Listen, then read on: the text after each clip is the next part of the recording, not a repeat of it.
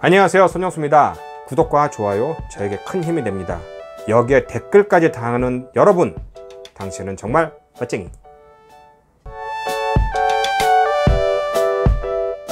오늘 선정한 주제는 브라질에 넘치는 자원, 이것이 무엇인가 라는 정의입니다.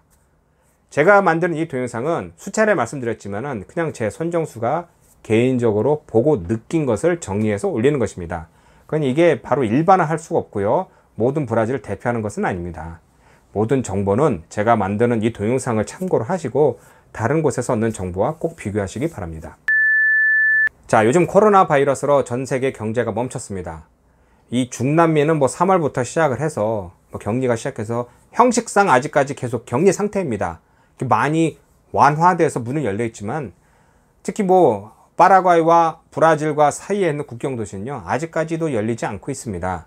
참고로 파라과이와 브라질 이 국경 도시는요, 거의 전체 매출의 90% 이상이 다 브라질 손님이 와야 되는데 못 가니까 거의 힘든 것이죠. 엄청난 지금 여파로 우리 한인도 많은 분들이 문을 닫고 폐업하시는 분, 한국으로 가시는 분 많습니다. 브라질 현지에서도 오래된 식당이나 오래된 가업을 이어오던 기업이나 모두가 문을 닫고 망한 경우가 많습니다. 근데 요즘에 한국 같은 경우는 오랫동안 처음에 첫 단계부터 방역을 잘해서 숫자가 줄어들었다가 환자가 늘니까 다시 2.5 거리두기 단계로 가니까 회사가 망하는 거 아니냐, 자영업자 먹고 살기 힘들다 말씀하시는데, 말씀드리면요, 맞습니다. 전 세계가 다 그렇습니다. 망한 사람도 많고 어떻게 또 살아남는 사람도 많고 하는데, 말씀드리고 싶은 건 이게 한국만의 문제가 아니라는 겁니다. 전 세계가 공통되게 지금 같이 겪고 있는 문제고요. 이런 경제 어려운 상황에서 브라질을 떠나는 한인이 많은 반면 브라질로 오시려고 하는 분이 많습니다.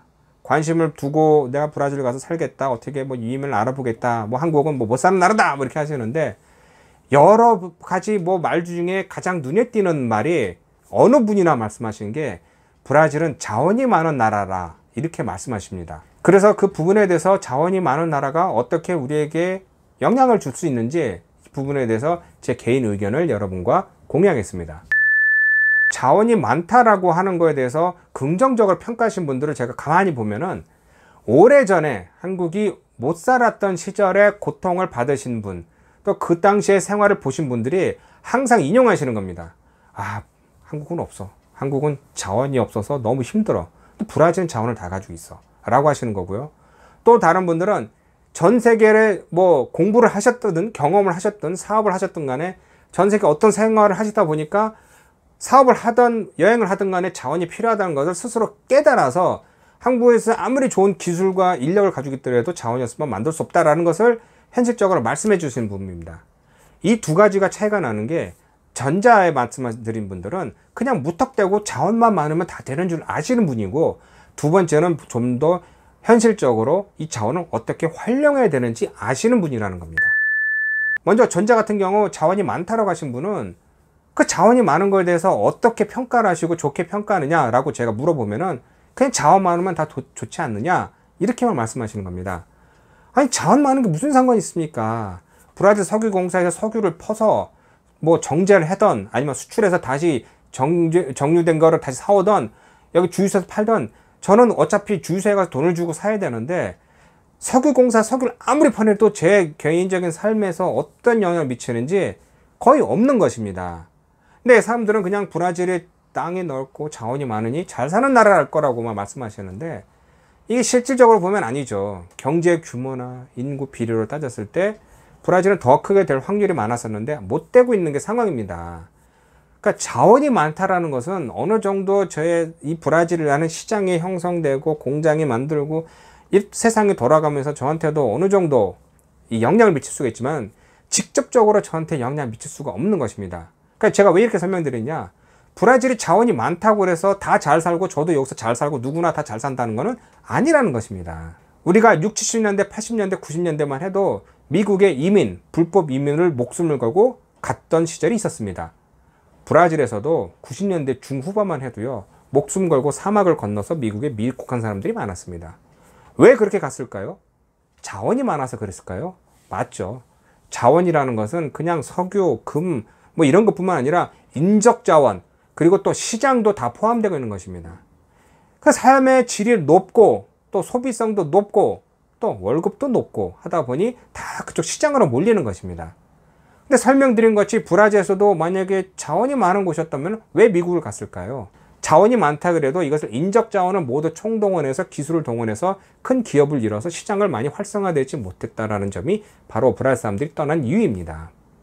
아무리 좋은 직장을 가져도, 아무리 좋은 대학을 나오고, 아무리 좋은 자본이 있다 그래도 성장할 확률이 저조된 상태입니다. 그러니까 수많은 기업과 수많은 기술과 수많은 인력이 이렇게 돌아가야 되는데, 그러지 않고 일부에 국한되어 있는 자원, 일부에 국한되는 인력, 일부에 국한되는 이제 자본, 이런 것이 섞이다 보니까 있는 사람은 성장할 확률이 많지만은 없는 사람은 그 사이를 뚫고 갈 수가 없다 보니까 그냥 나는 그냥 미국 가서 일단 처음에 그냥 뭐 우리가 다 아는 스토리와 같이 뭐 설거지 하다가 청소하다가 돈 좀 모아서 공부도 하다가 내가 사업을 하나 만들어서 하다가 서비스 제공하다가 안정적인 삶을 살 수 있는 확률이 높다라고 했기 때문에 미국을 간 것입니다. 제가 꼭 브라질이 안 좋다라고 비판하는 것은 아니라 그냥 무턱대고 옛날에 60, 70년대에 오셨던 분들 보면은 브라질이 모든 일 다 가지고 있기 때문에 발전될 확률이 높다라고 해서 투자를 하셨는데 지금 현재 이미 이제 거의 60년 다 되는 상황에서 비교해 보면은 브라질 경제와 미국 경제는 큰 차이가 있고요. 왜냐? 50년대 그때만 해도 브라질, 아르헨티나는 미국을 좀 있으면 따라잡을 나라다라고 그런 평가를 받았던 시절이 있었습니다. 그렇기 때문에 그런 거와 비교해 봤을 때 엄청난 그 잠재를 가지고 있는데 현실은 그렇게 만만치가 않은 것이죠. 그렇기 때문에 현재 여기 브라질에서는 자원이 많다라고 하는 것은 그냥 꿈만 같은 소리라는 것입니다. 두 번째는 이 자원을 가지고 어떻게 활용하겠다라는 분은 벌써 한 단계 앞서서 어떤 시장을 내가 개발하고 어떤 기술을 투자를 하고 어떤 제품을 만들고 어떤 서비스를 내놓은 등 이게 보다 좀 활성화된 생각을 하시는 분들입니다. 그러니까 이렇게 말씀하신 분들은 브라질 시장을 그냥 만만히 보지 않고 앞으로 이제 어떻게 시장에 갈 확률이 있다라고 해서 그 가능성을 보고 미래에 투자하시는 분들입니다. 근데 보통 그러신 분들이 아니라 자원이 많으니까 그냥 브라질 가야 돼. 자원이 많은 나라. 자원만 자꾸 따지는 겁니다. 근데 그것만 가지고 일어날 수 있는 것이 아니죠.